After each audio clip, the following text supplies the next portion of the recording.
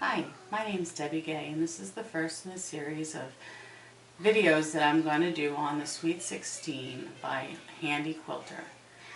The first thing you want to do is you want to make sure the tension on your machine is set correctly. Now, it's not like in the old days when you were in home ec and they told you don't touch the tension. The tension on this machine is very easy to adjust. You can over adjust it, you can under adjust it, but it always can be fixed to the proper tension. Then you want to check it on a piece of fabric and make sure the tension is correct on both sides. You want to do this before you do any project, especially when you're changing your threads, because depending on the weight of the thread and the bobbin, it will make a difference as to what the tension needs to be on your machine.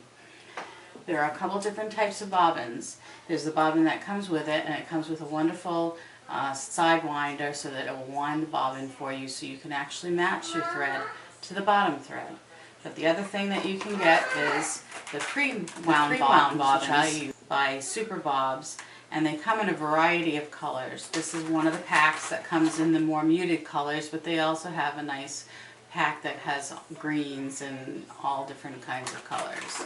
I highly recommend them. The tension comes out really well with these.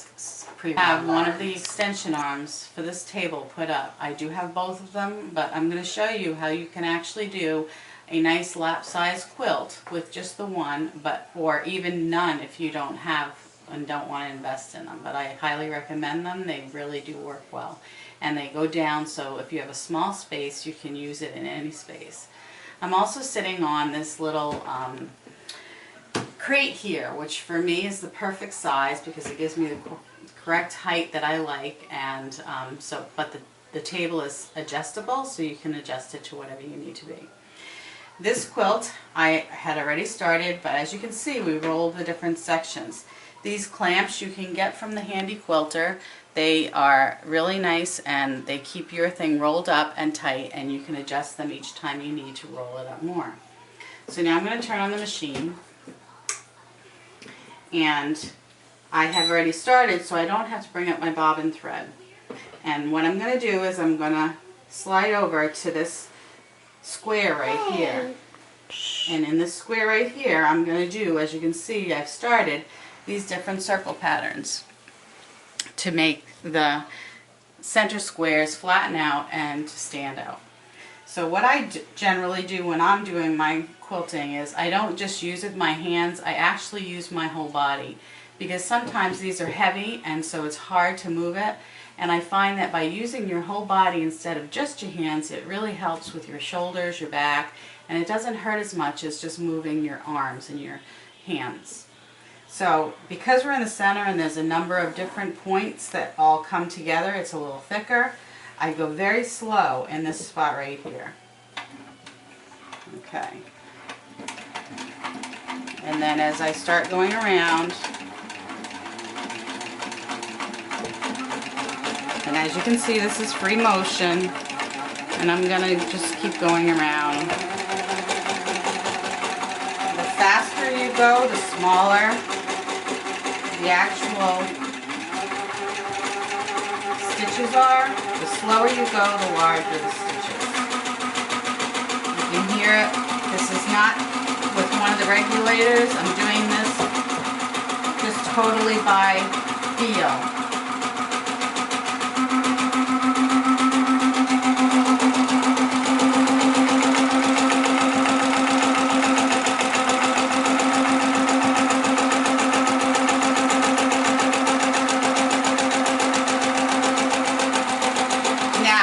Make sure I have control over this, so I'm going to stop. Now when you stop, make sure you hold your quilt, because if you let go of that quilt before that needle stops, it's going to make a little jump and you're going to have a little V shape, and you really don't want that.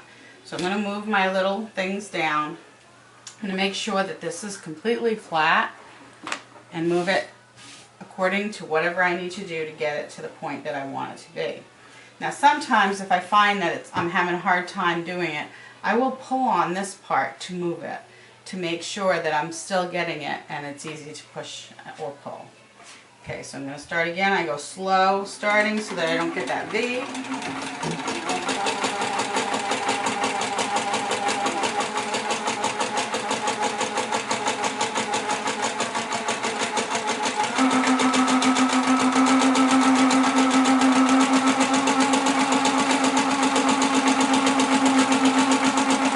stop again.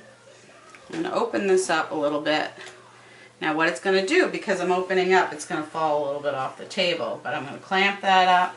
Again, I'm going to make sure that this is nice and tight. If I need to adjust the clamps, I will adjust the clamps accordingly. And I'm going to continue on.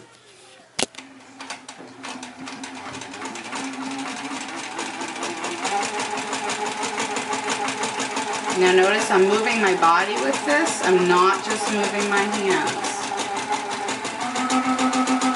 Now because it is on the end, so when we start reaching the end of this, what I do is I always use my lines as where I would hide stitches. The other thing you're going to see is you're going to see this big long line here. This is not a fold in the material. It was when this block was made, someone made it for me, and they actually, that's what that fold is. So it does a nice straight job on the stitching. If you look at the back of the stitching, you can see that the tension is correct on it. It's not puckering. It has a nice tension to it. So now I'm going to continue on. And again, start slow when you're starting back up so you don't get that V. Now I can feel it pulling, so it means it's stuck somewhere, so wait a minute. Reposition it. Make sure it's flat. And continue on.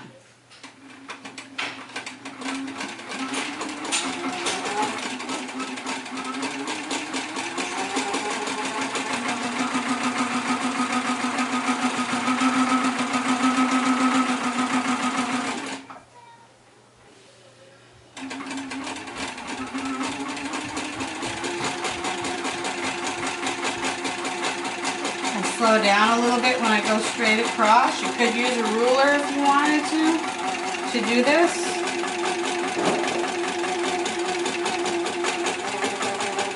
So you just watched me do the circle and the pinwheel. So what I'm going to show you to end this video is how I travel across the actual quilt. I do not cut the thread. I kind of pull it, and then I will cut this thread, the top thread, but I leave the bottom thread, and unless it starts pulling, then I will cut the bottom thread also. But to show you one of the pinwheels that I haven't done the circle on, here's one right here. Now on this particular, let me unclamp it. Okay. On this particular pinwheel, you can see that I did